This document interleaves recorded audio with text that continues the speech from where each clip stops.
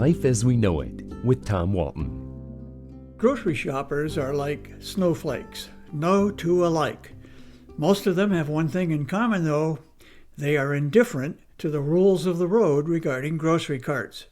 There was a time when walking down the aisle was a special event in my life.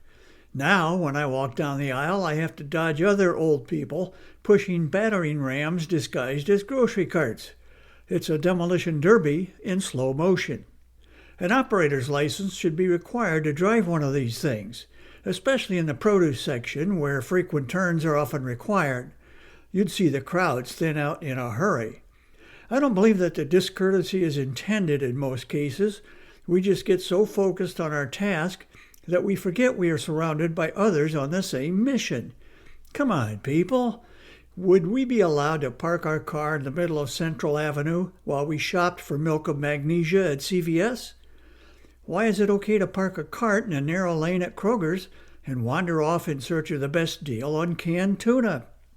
And don't get me started on the wobbly wheels on grocery carts.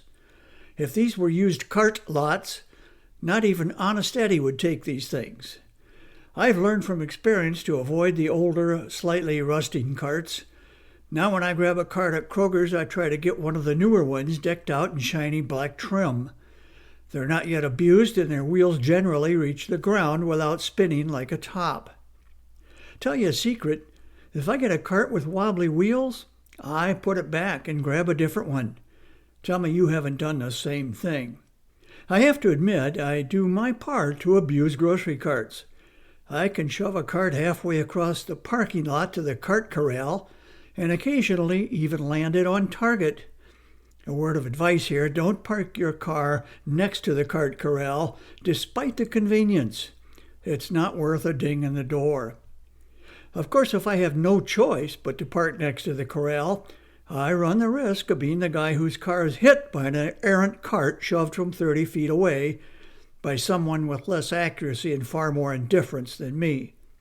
It's a risk-reward thing, and I'm not sure how I feel about that. Which is a better parking spot? Close to the store's front entrance or close to the cart corral? I suppose there's a PhD thesis somewhere that explores the matter. If you've seen it, please share. In my defense, sometimes I take my cart to the corral and push the half-dozen or so carts into a neat row to help the kid who has to take them all back into the store. It's a gesture that satisfies my need for organization. What a thankless job the cart kid has, especially in the rain or the snow, and especially when a customer has unloaded his cart in the far reaches of the parking lot and left it there. If it's pouring rain or if the snow is ankle deep, I can understand someone's need to just unload the cart, get in the car, and go. The experts say that a grocery cart should last 5 to 7 years. Well, not if I'm driving it, it won't. Life as We Know It is written and hosted by Tom Walton and is a production of WGTE Public Media.